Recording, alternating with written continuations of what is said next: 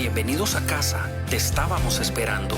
Recuerda que la iglesia no es un lugar, la iglesia somos todos.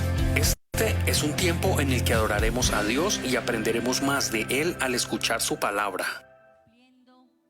Con aquello de que estamos orando por uno de ellos, que no sé cuál es la carita que usted ha escogido, pero espero que estén cumpliendo, porque es algo que lo dijimos aquí en presencia de nuestro amado Espíritu Santo. Entonces lo tenemos que cumplir, mis amados. Extendamos nuestras manitos.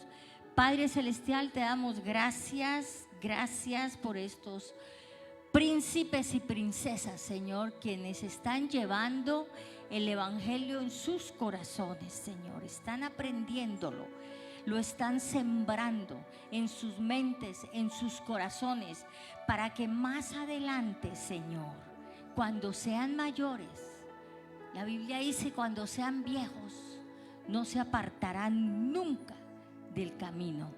Gracias, Señor, por todos y cada uno de los profesores y el ministerio.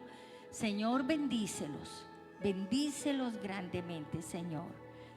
Gracias por el amor que has derramado en ellos, por la entrega, Señor. Y gracias, Señor, porque tú vas a derramar en otros corazones el deseo de trabajar para este ministerio. Gracias, mi Señor. Amén y amén. Pueden pasar. Le voy a pedir el favor a los papitos de los prejuveniles que hay aquí. ¿Cuántos papitos hay aquí de los prejuveniles? Que si son tan amables de acompañarlos allí arriba, suben un momentico, no los vamos a demorar mucho. Sandra, para que tú también subas, o Rodrigo, no sé, bueno, suban, es para consultarles algo. Bueno, ahora sí vamos a pasar a nuestro momento en que le declaramos al Señor nuestro amor. Le agradecemos de lo mucho que nos ha dado, amén, de lo mucho que nos ha dado en esta semana, en este tiempo, desde el tiempo que conocemos a Dios o desde el tiempo que aprendimos que dándole al Señor, el Señor bendice grandemente, que no nos ha faltado nada. Entonces levantemos nuestras manitos y vamos a orar. Padre Celestial, te damos gracias, Señor, por esta oportunidad preciosa, Señor, esta gran oportunidad, mi Señor amado, de traer de lo mucho, Señor, de lo mucho que tú nos has dado, Señor. Nos has dado con qué pagar la vivienda, con qué pagar el mercado, Señor. Nos has dado para dar a otros, Señor. Siembra, Señor, por favor, en nuestro corazón, que el dinero no es lo importante eres tú, Señor, y obedecerte, Señor, seguirte como discípulos. En tu nombre, mi Señor Jesús, hemos orado. Pueden pasar contentos y felices, por favor. Estás viendo esta transmisión en línea de la Iglesia Comunidad Cristiana Carismática Internacional. Y si quieres realizar tu siembra o diezmo, puedes hacerlo online a través de nuestras cuentas bancarias.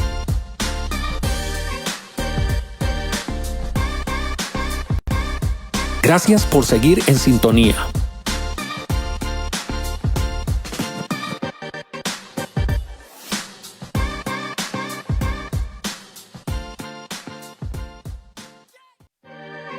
Estás viendo esta transmisión en línea de la Iglesia Comunidad Cristiana Carismática Internacional. Y si quieres realizar tu siembra o diezmo, puedes hacerlo online a través de nuestras cuentas bancarias.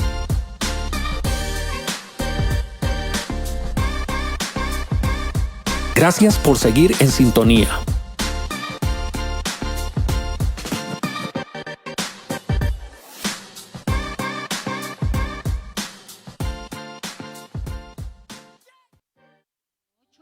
Mis amores, tenemos el grupo en pleno de Hechos 2. Entonces, Olguita está dispuesta, ¿dónde está Olguita? Dispuesta a que ustedes den sus nombres de aquellos que necesitan el almuerzo, que lo vamos a necesitar, porque el pastor Molina me pidió que empezáramos dentro de 8 días a las 12:30. Entonces, yo ya les he hablado por el WhatsApp suficiente, ella les va a tomar los datos, amén. Ahora, mientras le voy a pedir a Jorge, que es quien va a predicar hoy, después de que lo sabrán por nuestro amor y de saludarnos, entonces él va a darles una palabra que Dios le ha puesto en el corazón. Entonces vamos a saludarnos todos. Dios me los bendiga, los amamos y nos amamos entre todos.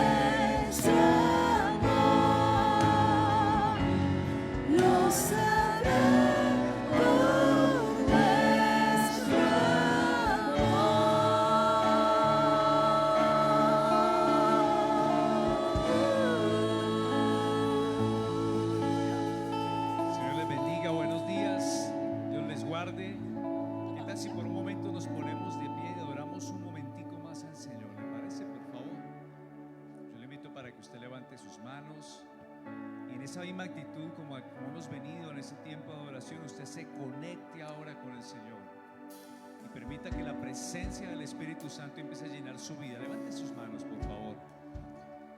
Gracias, Señor. Gracias, Señor, por tu presencia. Tú estás en control, Señor. Tú estás en control, Señor.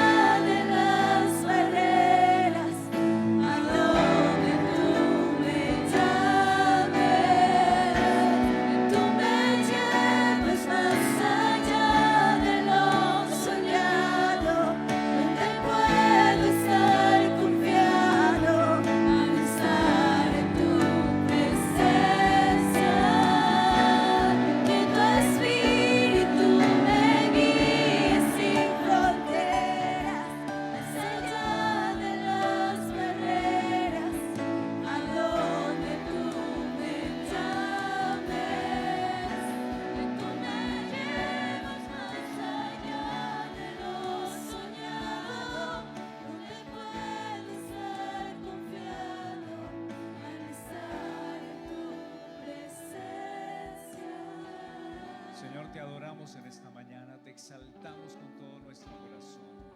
Te damos toda la gloria, el poder, la grandeza, la majestad, Señor, a ti. Señor, podemos descansar en ti, Señor. Descansar en ti, Señor. Tu palabra dice que por nada estemos angustiados ni afanosos, sino que sean conocidas todas nuestras peticiones con toda oración y ruego. Y tu paz guardará nuestra alma, nuestra mente, nuestro corazón en Cristo Jesús, nuestro Salvador, Señor. Gracias, Señor Jesucristo. Gracias, Señor Jesucristo. Permítenos, Señor, en esta mañana exaltarte y adorarte. Permite, Señor, que tu palabra sea predicada en esta mañana y llegue al corazón como un terreno abonado, Señor. Un terreno, Señor, que tú quieres, Señor, preparar. Gracias, Señor Jesucristo. Gracias por tu amor, por tu gracia, por tu favor, por tu perdón. Te bendecimos, oh Dios y Padre de mi Señor Jesucristo. Te damos toda la gloria. Gracias, Espíritu Santo, por tu presencia esta mañana. En el nombre de nuestro Señor Jesucristo. Y la iglesia del Señor dice: amén, amén, amén. El Señor les bendiga. Buenos días para todos. Quiero saludar a las personas que están conectadas también a través de la web. El Señor les bendiga en esta mañana. ¿Cuántos están alegres hoy? Aquí en medio de todo este complot que hay en la ciudad, que todas las vías están trancadas para uno poderse desplazar, eso está bastante complicado. Sabemos que nosotros no tenemos nada que ver con estas fiestas, ¿cierto que sí? Nosotros no pertenecemos a la cultura de este mundo. Nosotros no nos aliamos con este tipo de cosas. Nuestra ciudadanía es una ciudadanía celestial del cielo y somos hijos de Dios. Amén.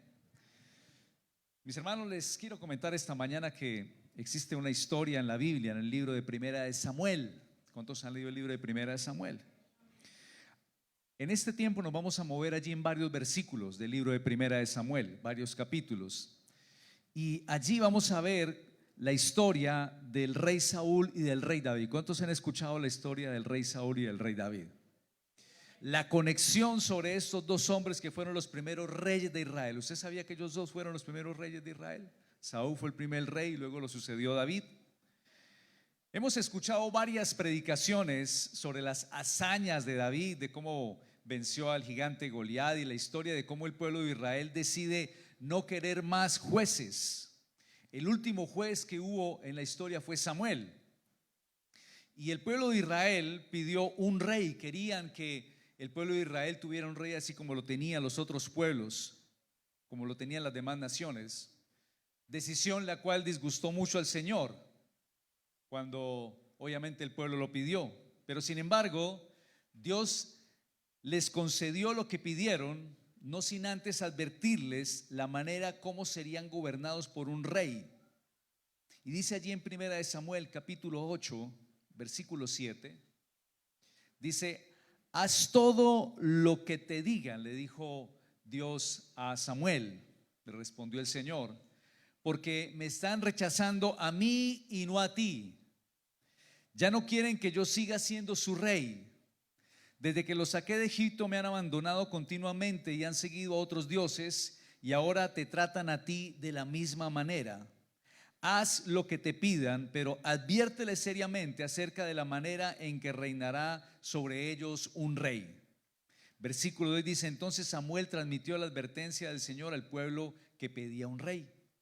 Dice: esta es la manera en que un rey gobernará sobre ustedes, les dijo. El rey reclutará en el ejército a los hijos de ustedes y los asignará a los carros de guerra y a sus conductores, y los hará correr delante de sus carros. Algunos serán generales y capitanes del ejército, otros serán obligados a arar y a cosechar los cultivos del rey, y otros harán las armas y el equipo para los carros de guerra. El rey tomará las hijas de ustedes y las obligará a cocinar o a hornear y a hacer perfumes para él. Les quitará a ustedes lo mejor de sus campos, viñedos y huertos de olivos, y se los dará a sus oficiales. Tomará una 10ª parte de su grano y de sus cosechas de uvas y la repartirá entre sus oficiales y miembros de la corte.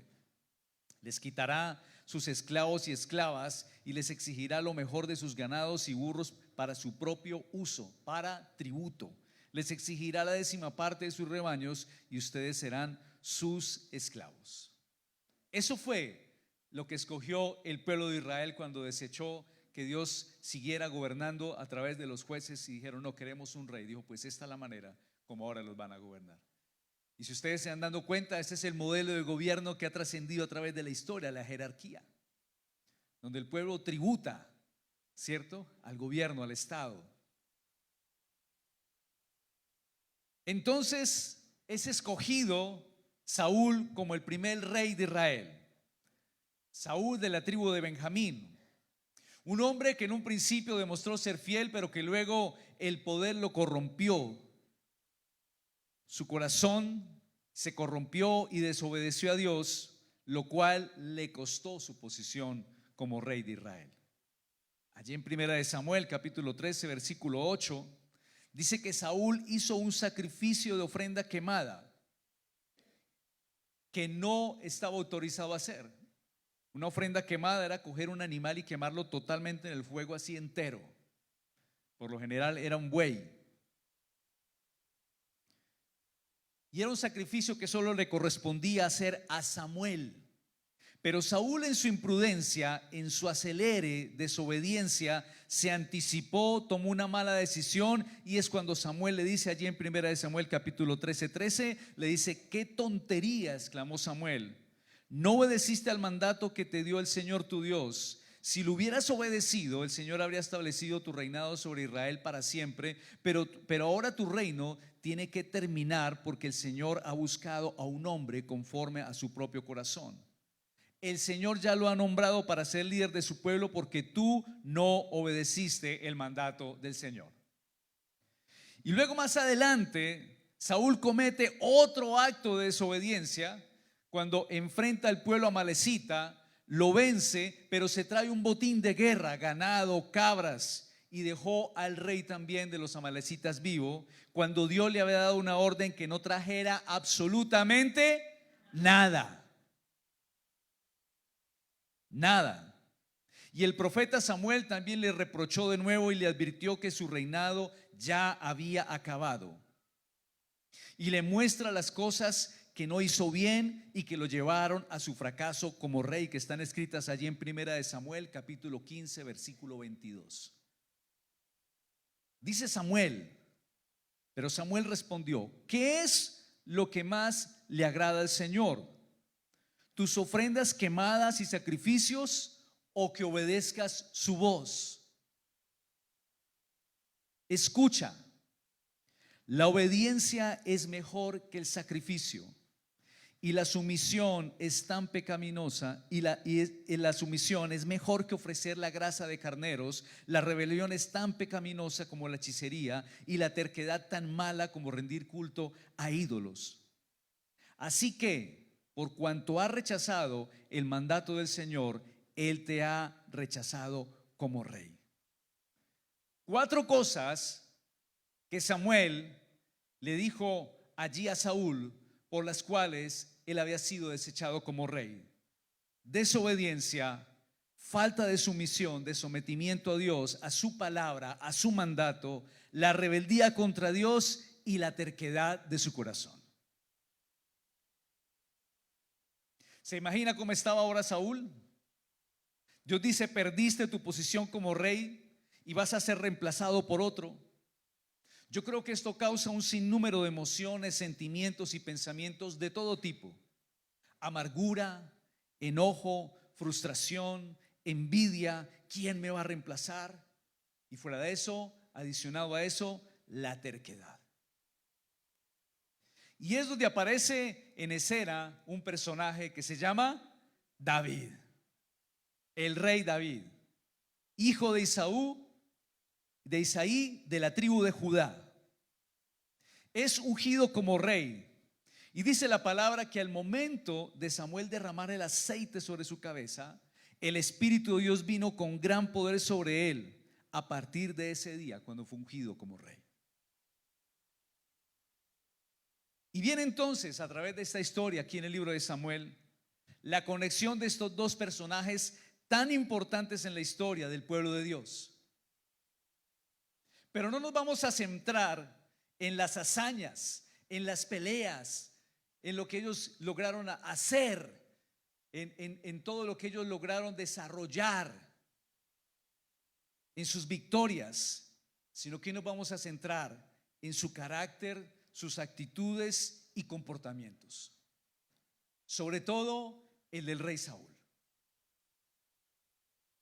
Y la primera conexión que vemos es cuando Saúl, por causa de su desobediencia, falta de sumisión, de sometimiento a Dios, su rebeldía contra Dios y la terquedad de su corazón. Ahí hay una conexión cuando Saúl cae de su reinado. Dice que el espíritu del Señor se había apartado de él y entra en aflicción por la influencia de un espíritu que lo atormentaba. Primera de Samuel capítulo 16, 14.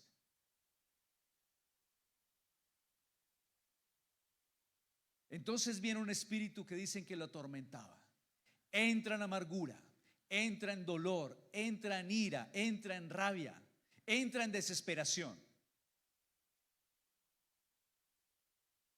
Dice allí que entonces a algunos de los siervos de Saúl se les ocurre traer un músico que toque el arpa para Saúl para que se relajara. Y es cuando llaman ¿a quién? A David. Y no solo dicen que toca muy bien el arpa, sino que era un hombre valiente, guerrero. Y como ya había sido ungido y el Espíritu estaba con él, desde ese día que fue ungido, al tocar el arpa, el espíritu del tormento que venía sobre Saúl se apartaba de él inmediatamente. Mis hermanos, los instrumentos musicales que se tocan en la alabanza no es solamente para que suenen bonito, son un arma de guerra en las manos de un salmista. Y cuando un hombre ungido de Dios toca un instrumento de estos, la presencia de Dios empieza a entrar y empieza a cortar y empieza a cercenar, y el ambiente espiritual se cambia. Por eso es tan importante que el corazón de los que sirven en la casa de Dios esté limpio, esté dispuesto.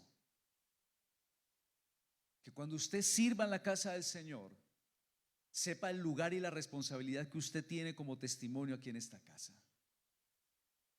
Porque si usted un día está sirviendo en la casa del Señor en algún ministerio, y si usted cae en pecado, no se quede callado. Sea consciente de su realidad y diga: no, espérame, yo no puedo estar en este lugar por mi condición. Tengo que bajarme un tiempo y tengo que ser restaurado. Y que usted tenga la humildad para reconocerlo. ¿Estamos aquí, iglesia? Y como ya había sido ungido y el Espíritu de Dios estaba con él desde ese día que fue ungido, al tocar el arpa, el tormento de Saúl se apartaba de él.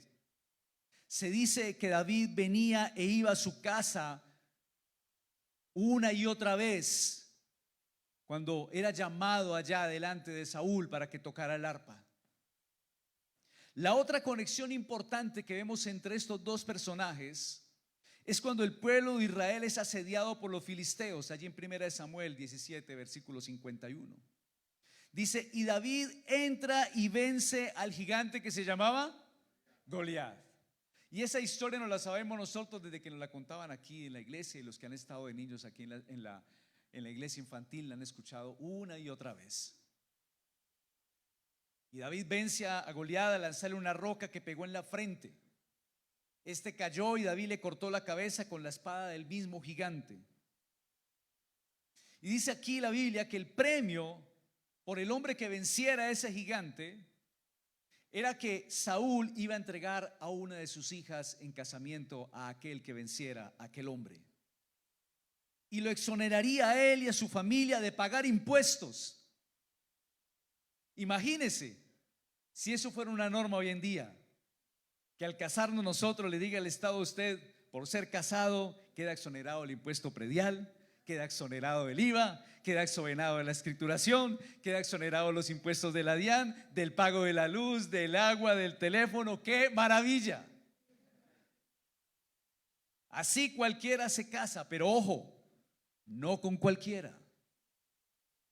Y a la persona que tiene al lado: nos tenemos que casar, los que no se han casado, pero no con cualquiera. No con cualquiera.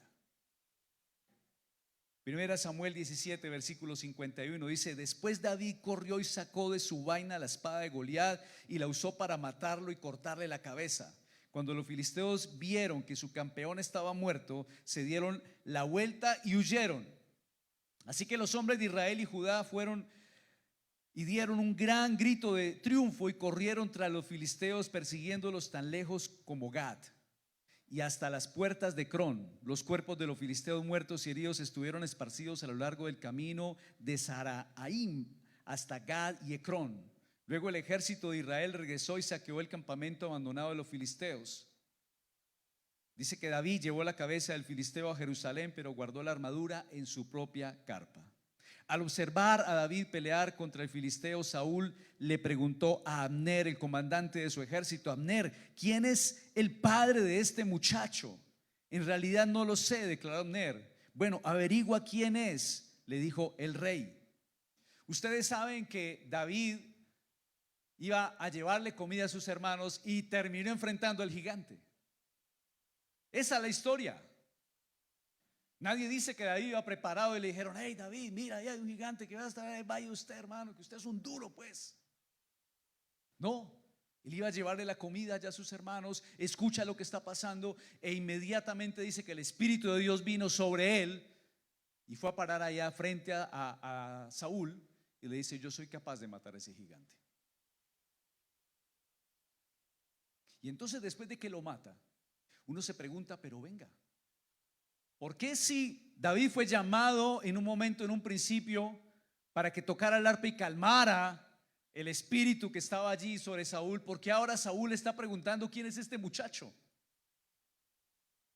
Algunos historiadores afirman que el evento donde David enfrenta y mata a Goliat, ahí en ese momento Saúl, por su estado mental y por su trastorno, no reconoció que el David que tocaba el arpa era el mismo David que había matado al gigante.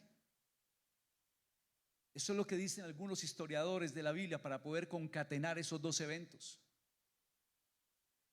La Biblia expresa que a partir de allí, de la victoria con los filisteos, por causa del duelo que hubo entre David contra el filisteo Goliat, Saúl le tuvo a David gran estima. Dice la escritura que no lo dejó volver a su casa. Tanta fue su confianza que lo nombró comandante sobre los hombres de guerra. Ahí está en 1 Samuel capítulo 18 versículo 5. Saúl le tiene tanta confianza a David. Claro, pues imagínense lo que acababa de hacer. Una hazaña. Y ganó la confianza de Saúl. Y dice allí en el versículo 5 de 1 Samuel capítulo 18: todo lo que Saúl le pedía a David que hiciera, él lo hacía con éxito. ¿Cómo lo hacía? Con éxito. Todo lo que le pedía Saúl a David, él lo hacía con éxito. Era su comandante sobre los hombres de guerra. Como resultado, Saúl lo hizo comandante sobre estos hombres, un nombramiento que fue bien recibido tanto por el pueblo como los oficiales que tenía al mando Saúl de su ejército. Entonces David ganó gran favor. Imagínense eso, 40 días asediando el pueblo de los filisteos, y ellos sabían que donde ganara el pueblo de los filisteos, el pueblo de Israel sería esclavizado por ellos. Todos estaban atemorizados. Y dice que esta noticia fue muy bien recibida por el pueblo y los hombres de Saúl. Y todo iba muy bien. Y uno diría: oiga, ¿cómo va esa historia de fascinante? ¿Cómo es que este hombre se encuentra con este muchacho, vence al gigante, y la historia de Israel cambia y el pueblo se alegra y vence en una batalla inmensamente grande? Y todo iba muy bien, pero viene un momento donde la historia cambia. Los sentimientos, emociones contrarias, oscuras, afloran en medio de estas circunstancias. La iglesia ICSI, mis hermanos, sus miembros, en este momento gran parte están en un proceso de sanidad interior y liberación, que esta tarde se va a hacer una segunda etapa de este proceso, que hoy culmina. Y en estos procesos afloran sentimientos, temores, heridas, emociones, dolencias del alma que necesitan ser sanados y restaurados. Restaurar significa volver algo que ha sido dañado en su estado como debería de ser desde un principio. Diga a la persona que tiene al lado: restaurado significa volver algo que ha sido dañado en su estado como debería de ser en un principio.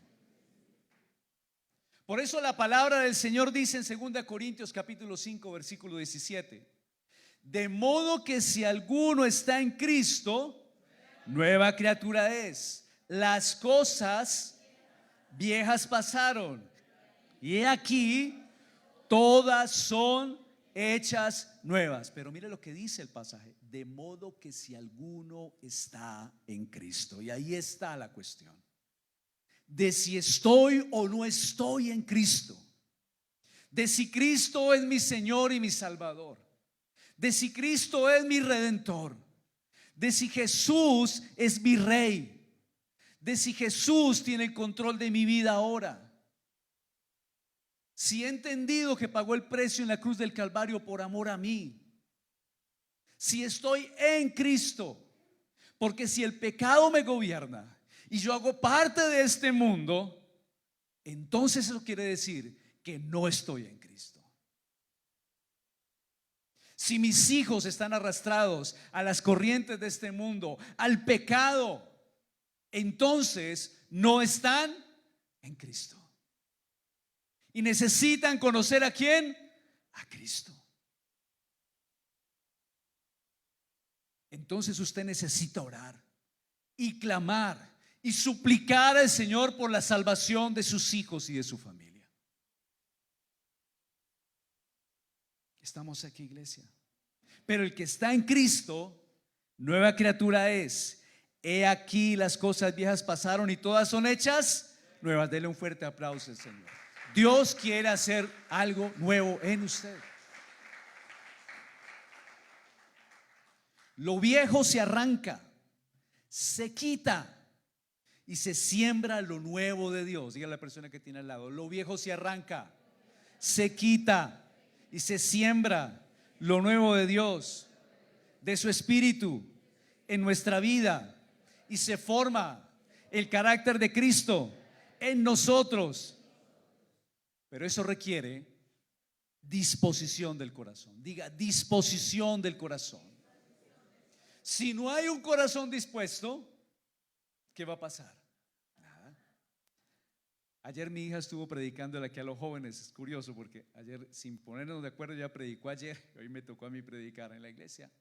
Pero compartíamos un pasaje previamente a la predicación. Y es ese pasaje donde dice el Señor: he aquí yo puesto delante de ti el bien y el mal, la vida y la muerte. Te aconsejo pues que escojas el bien, escojas la vida. Entonces hay que tener una disposición ¿de qué? Del corazón.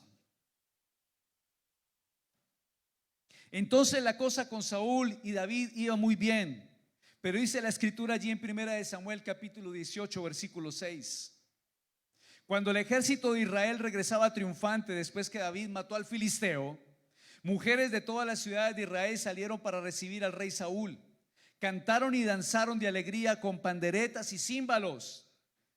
Y este era su canto: Saúl mató a sus 1000 y David a sus 10,000. ¿Cómo me sonó eso?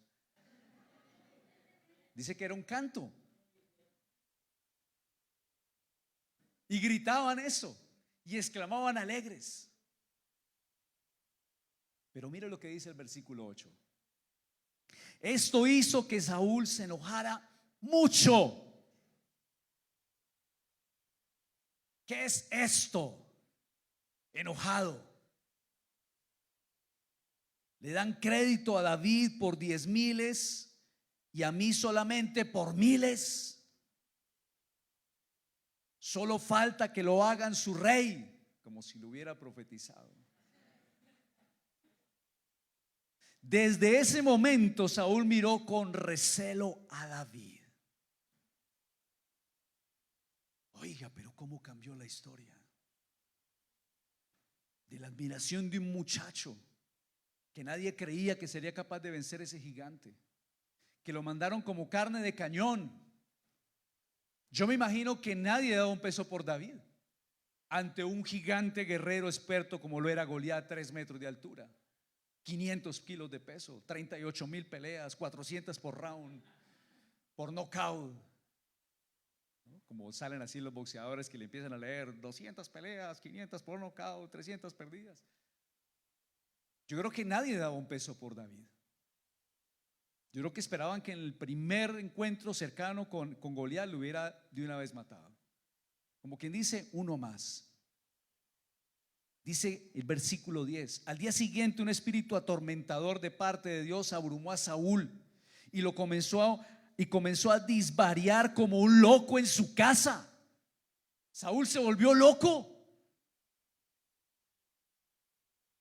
David tocaba el arpa tal como lo hacía cada día. Saúl tenía una lanza en la mano y de repente se la arrojó a David tratando de clavarlo en la pared. Pero David lo esquivó 2 veces, dice el pasaje. ¿Usted se imagina esa escena? David, vaya, saque el arpa rápido porque eso es lo que calma al rey Saúl. Y David tocando el arpa y tocando el arpa, y el otro como un loco en la casa, y él tocando el arpa, y el otro como un loco. Y de un momento a otro llega y coge la lanza y ¡chuácate! Y se la envía, y David tocando y sigue tocando. Y luego cuando se da cuenta es que ¡chum! El otro tiro. Eso no es un consentimiento, ¿cierto? Eso no es una caricia de un hombre que estima a otra persona. Procuraba ¿qué? Matarlo. Y así eran tiempos del Señor Jesús. Los fariseos se acercaban: oh maestro, tú que eres tan sabio, que tienes la sabiduría tan grande, que conoces todo, te tenemos una pregunta. Y lo cuestionaban y el Señor les contestaba, pero decía la Escritura que en su corazón, ¿qué querían hacer con el Señor Jesús? Matarlo. Querían matarlo.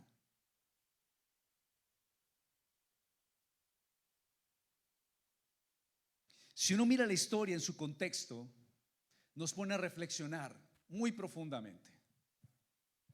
Venga, un David, un joven que ama a Dios, que quiere servirle a Dios incondicionalmente, por entrega, por devoción, arriesgando su vida por todo un pueblo sin esperar nada a cambio, que hubiese podido decir: oiga, ¿yo por qué me complico? Que responda al ejército. Yo soy un muchacho, soy de una familia, yo no tengo responsabilidad en esto. Hubiera podido irse para su casa tranquilo y seguir pastoreando sus ovejas y tocar su arpa tranquilo en el campo como vivía. Yo creo que él vivía muy contento. A mí me encanta el campo. Nosotros con la familia nos pegamos unas escapadas por allá, unos parajes donde vemos paisajes y nos encanta. Y yo me imagino que él estaba tranquilo. Y él se habrá puesto a decir: oiga, yo estoy cómodo en mi casa, amo lo que hago, toco mi arpa tranquilo en el campo sin que nadie me moleste. Pero decide tomar una decisión convencido de su fe en Dios, de pelear por su pueblo, y vence. Cualquiera diría: oye, hay que cuidar a ese muchacho, hay que tenerlo en estima, hay que tenerlo en honra. Mire lo que ha hecho. Enfrentó a ese gigante, expuso su vida a causa de nada. Hubiera podido irse, hubiera podido no estar, pero lo está haciendo. Hay que ser agradecido. Es fiel con el pueblo, es fiel con Dios, hay que honrarlo. ¿Cómo es que este truán de Saúl es tan desagradecido y ahora lleno de odio y de envidia quiere matarlo? No faltaba más con este tipo, ¿cierto que sí? Eso es lo que nosotros diríamos en contexto de la historia. ¿Cómo así? ¡Qué injusticia! ¡Qué injusticia la actitud de este rey!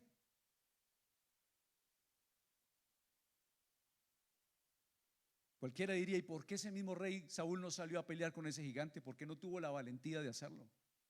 Y ahora sí tiene la valentía de coger a este muchacho y tratar de matarlo, cuando estaba asustado allá cuando salió Goliat a enfrentar al pueblo de Israel. Miren, mis hermanos, como un comentario, algo que ni siquiera salió de David, que salió de los demás cuando dijeron: Saúl mató a sus miles y David a sus 10,000. Dice: esto hizo que Saúl se enojara mucho. Un comentario, una palabra que salió de alguien, ¿cómo provoca ese caos tan tremendo? ¿Qué es esto? Dijo: le dan crédito a David por 10,000 y a mí solamente por 1,000. Solo falta que lo hagan su rey. Desde ese momento Saúl miró con recelo a David. Mis hermanos, ¿sabe que Saúl nunca se enteró que ese hombre que le dijo Samuel que lo iba a reemplazar, cuando le dijo: ya Dios escogió a alguien para reemplazarte, un hombre conforme al corazón de Dios? Saúl nunca se enteró que ese hombre era David, ni tampoco que él iba a reemplazar, y menos que había sido ungido por Samuel. Porque les aseguro que si lo hubiera sabido, apenas le hubieran traído para que le tocara el arpa, le tira la lanza.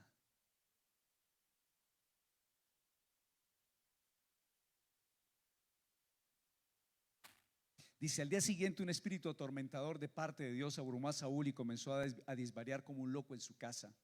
David tocaba el arpa tal como lo hacía cada día, pero Saúl tenía una lanza en la mano y de repente se la arrojó a David tratando de clavarlo en la pared.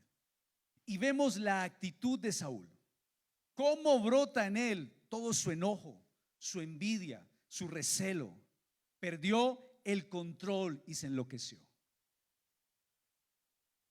Perdió el control.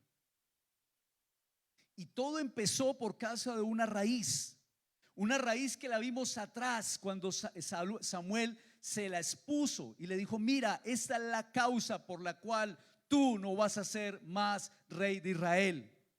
¿Se acuerda? Dijimos: por su desobediencia, por su falta de sumisión, de sometimiento a Dios, su rebeldía contra Dios y su terquedad. La raíz de su corazón. Mis hermanos, toda causa tiene un efecto. Todo lo que sube tiene que caer. Y la palabra del Señor dice en Santiago 1:15: el fruto de estos malos deseos, una vez concebidos, es el pecado. Y el fruto del pecado, una vez cometido, es la muerte. El fruto de estos malos deseos, una vez concebidos, es el pecado. Y el fruto del pecado, una vez cometido, ¿qué es? La muerte. Yo me imagino esa cena de David. El sentimiento de David viendo esa actitud de Saúl. El rechazo de él. Aquel que en un principio fue llamado con amabilidad, hoy se convierte en un total enemigo de aquel que lo llamó. La respuesta a la fidelidad de David fue rechazo, odio y 2 lanzas cuyo objetivo era ¿qué? Matarlo. Y usted y yo, en nuestra condición de creyentes, creo que no mataríamos físicamente a la gente, ¿cierto que no? No lo haríamos. Jamás con una lanza, jamás con un arma. Pero sin darnos cuenta, sí podríamos matarla a nuestro corazón. ¿Estamos aquí, iglesia? Primera de Juan capítulo 3 versículo 15. Mire lo que nos dice el apóstol Juan.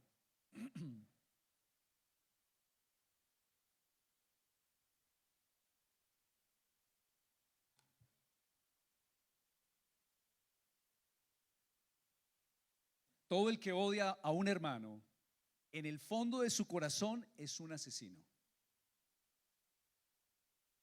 Yo estoy leyendo la Nueva Traducción Viviente. Todo el que odia a un hermano, en el fondo de su corazón es un asesino. Y ustedes saben que ningún asesino tiene la vida eterna en él. Nuestras palabras hirientes, nuestras actitudes, nuestras respuestas matan el amor, matan la confianza, matan el cariño. El odio mata. El desprecio mata. Cuando usted se siente despreciado por alguien, ¿usted qué siente?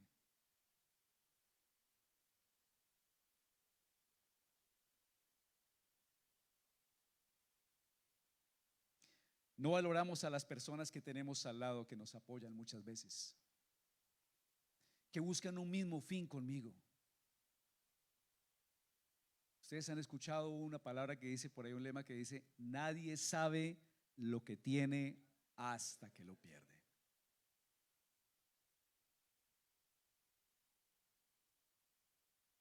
A veces nosotros no valoramos las personas que tenemos. No valoramos esa esposa, no valoramos ese esposo, no valoramos ese hijo no valora a ese papá, no valoramos los amigos. No los tenemos muchas veces en cuenta. Pero en cambio, aquel o aquella que solo viene de visita a la casa de cuando en cuando, entonces ¿qué hacemos? Saque la vajilla nueva que tenemos guardada por allá, la que nunca tenemos el privilegio de usar con nuestra propia familia.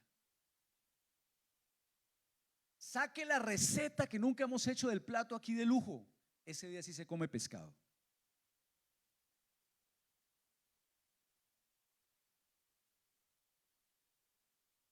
¿Y qué hay para los de la casa?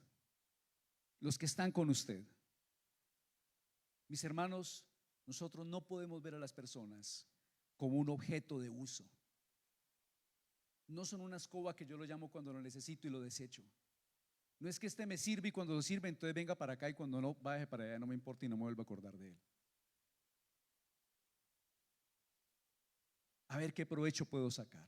¿Cómo me puedo beneficiar? La palabra del Señor dice en Hechos capítulo 20 versículo 33, dice el apóstol Pablo: yo nunca he codiciado la plata ni el oro ni la ropa de nadie. Ustedes saben que mis dos manos han trabajado para satisfacer mis propias necesidades e incluso las necesidades de los que estuvieron conmigo. Y he sido un ejemplo constante de cómo pueden ayudar con trabajo y esfuerzo a los que están en necesidad. Deben recordar las palabras del Señor Jesús: hay más bendición en dar que en recibir. ¿Cómo nos gustan que nos den? ¿Cómo nos gusta que nos sirvan? ¿Cómo nos gusta que nos hagan? ¿Cómo nos gusta? En los ambientes laborales es muy común cuando alguien no asiste al trabajo o no asiste al colegio, que empiezan a decir: mírelo, no vino, entonces fue durmiendo, se quedó acostado, ese es un flojo, quién sabe qué fue lo que hizo. Porque es así.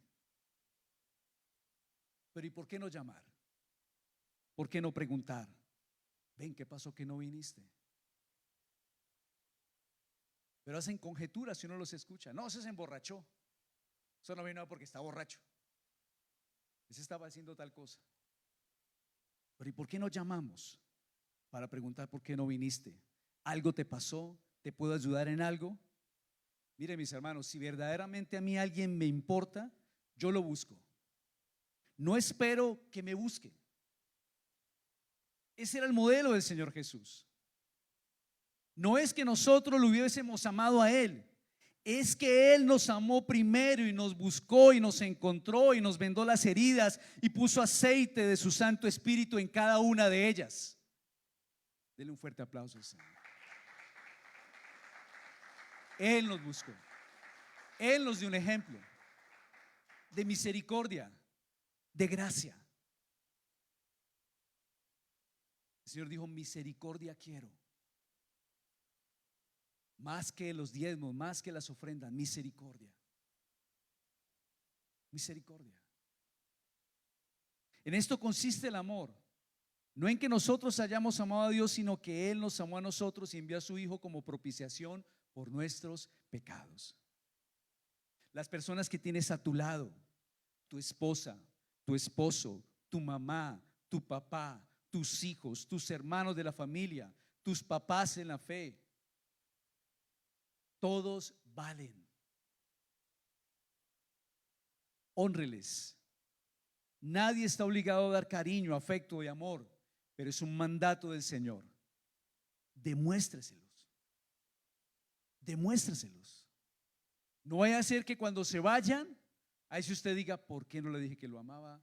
¿Por qué no le dije que lo quería? ¿Por qué no le dije que era importante para mí? Nunca le di las gracias por lo hermoso y lo maravilloso que fue conmigo a pesar de sus errores. Nunca le dije que lo amaba, que lo quería.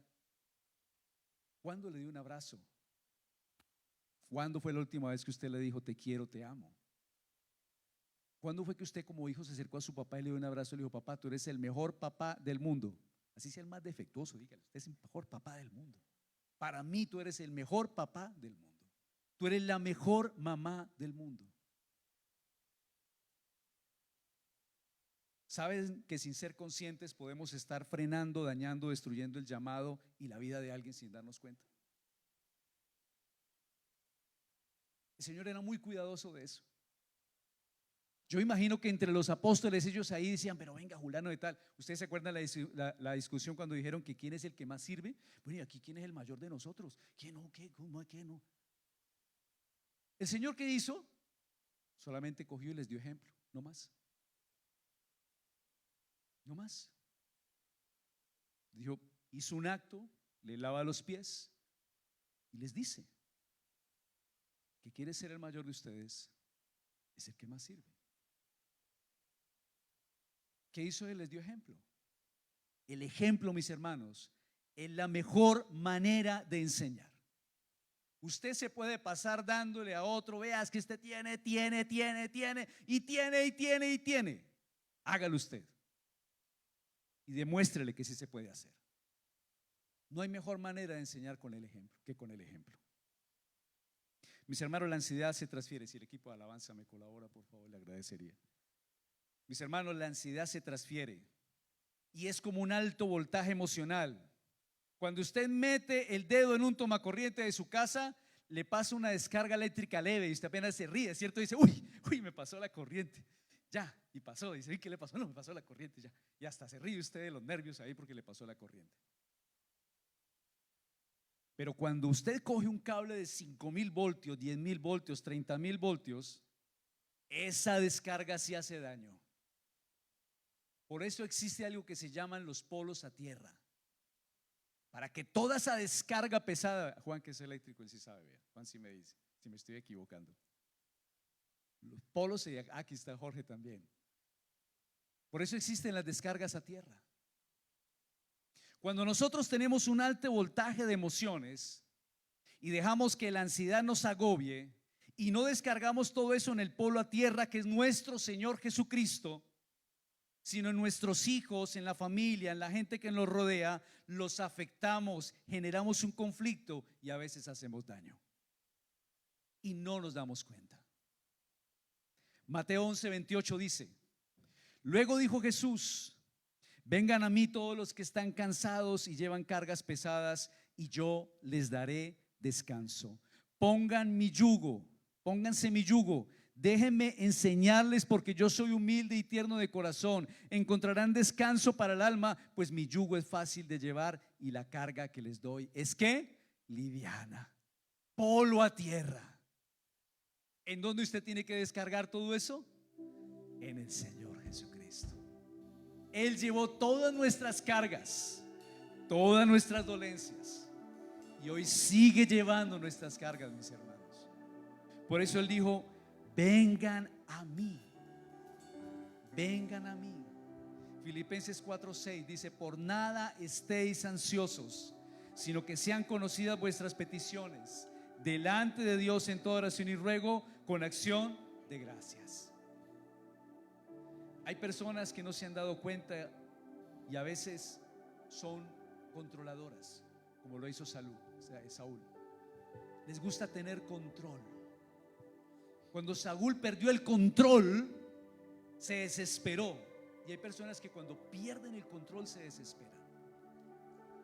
Cuando las personas no hablan o dicen lo que ellos quieren o no hacen lo que ellos mandan hacer, se descontrolan y entran en ira, como le pasó a Saúl.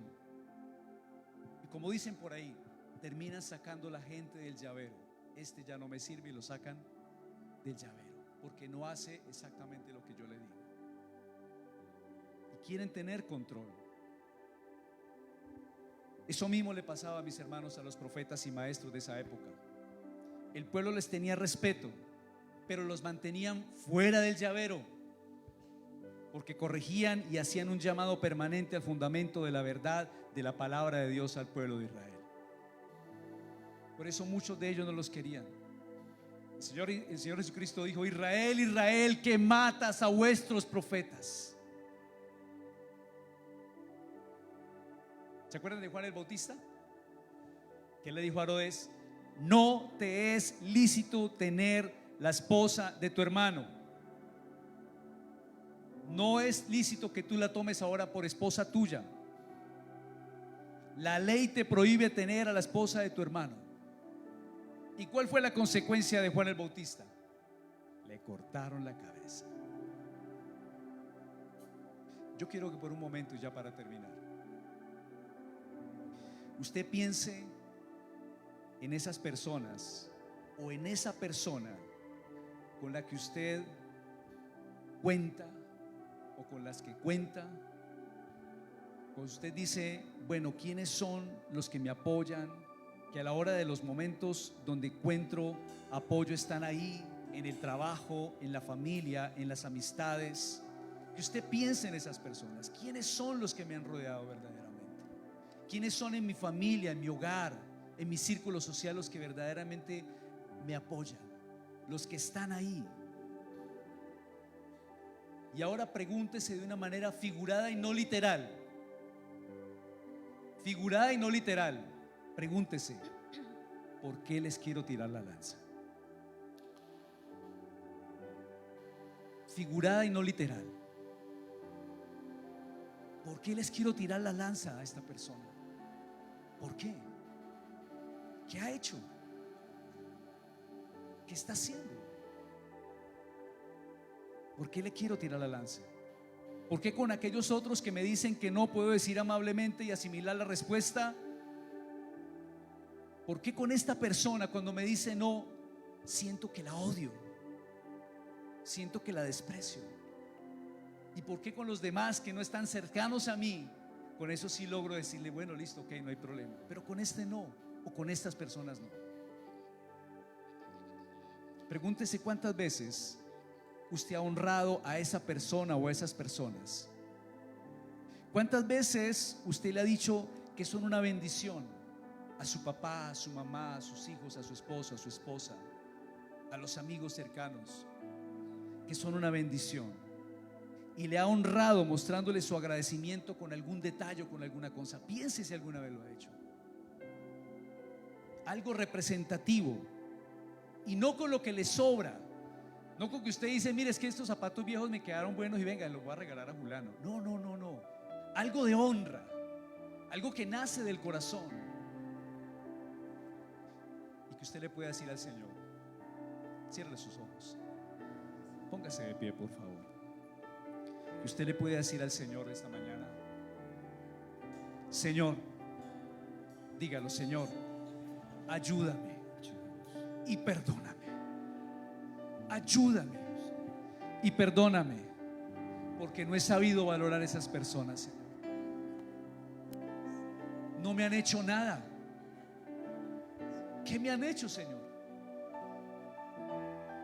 Nada.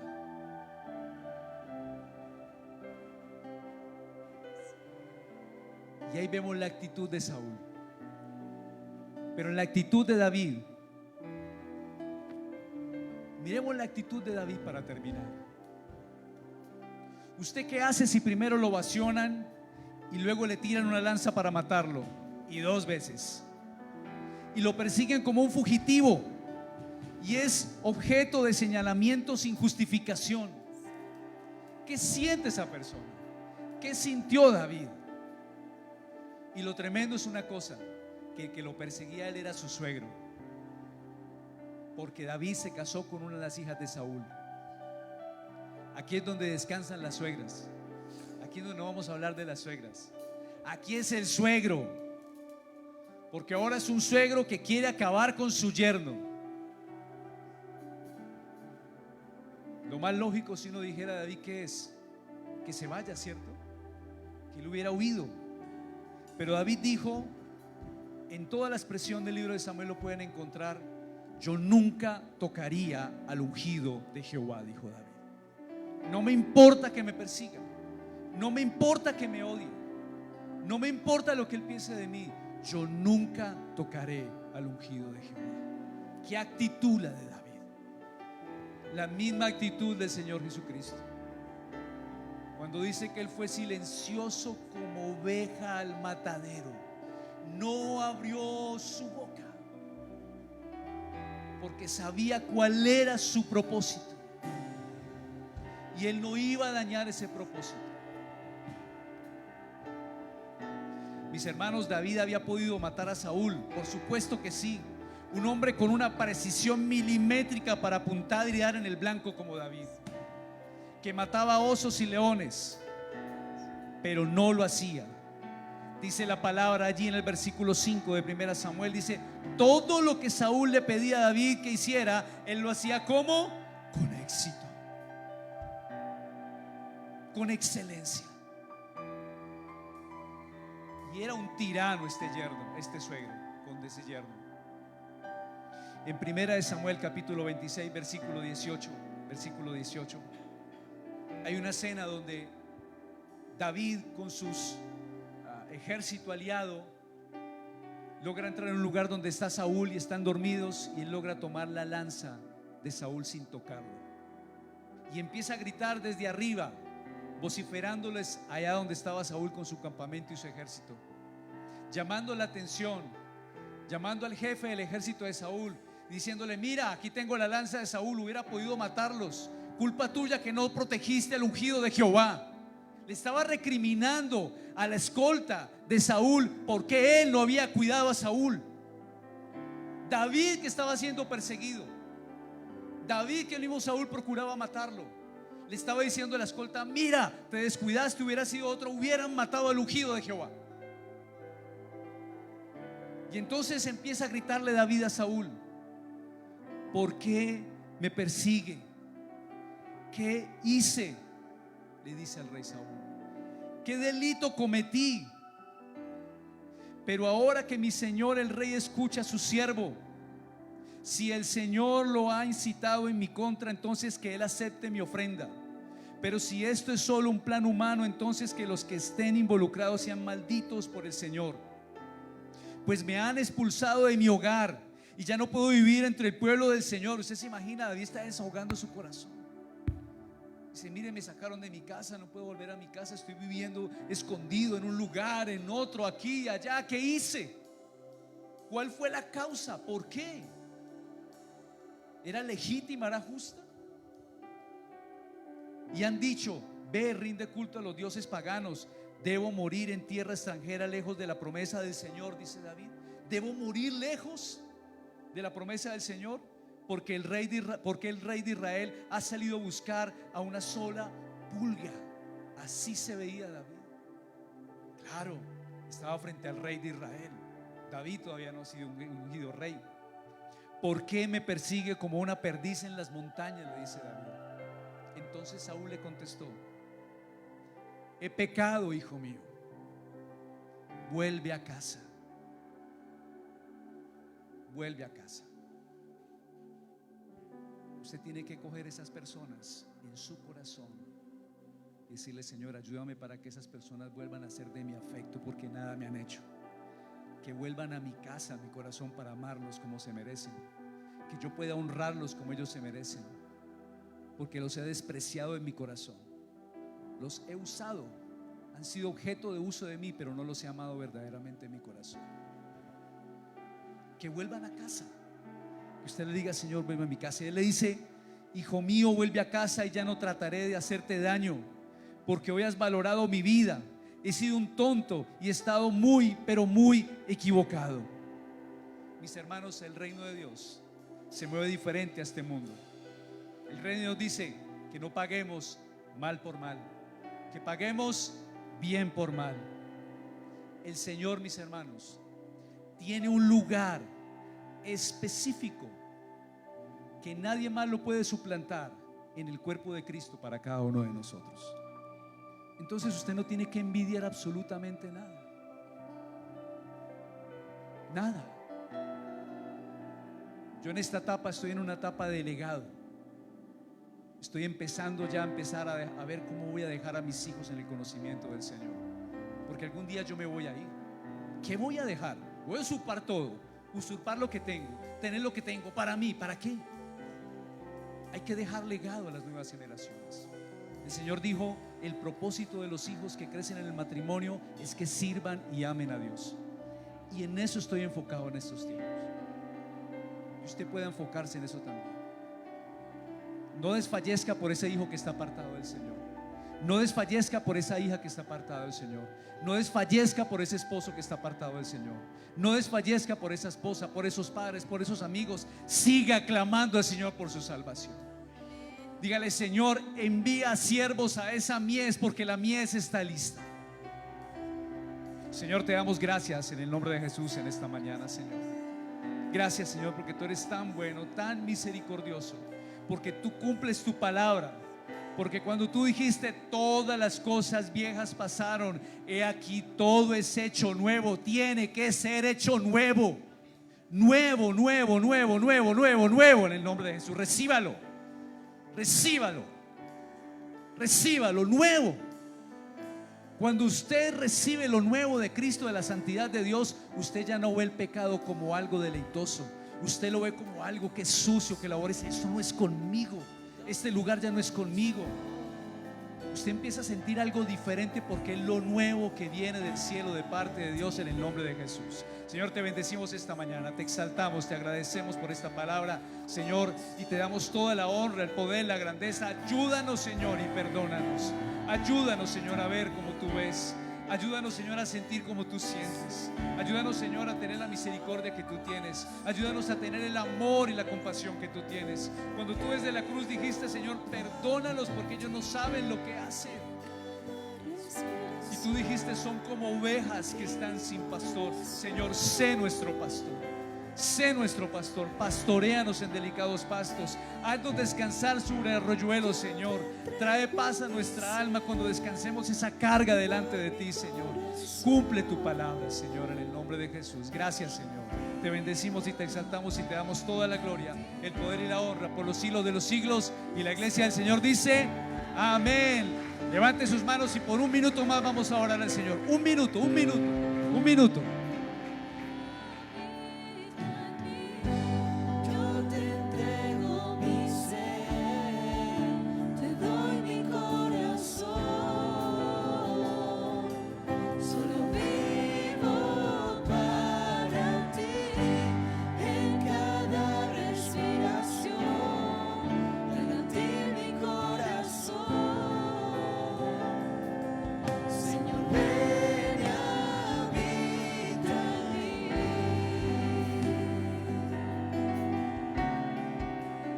Ven y habita en nosotros, habita en esta casa, Señor. Esta es tu casa. Póngase su manito aquí en el pecho, diga: esta es tu casa, Señor.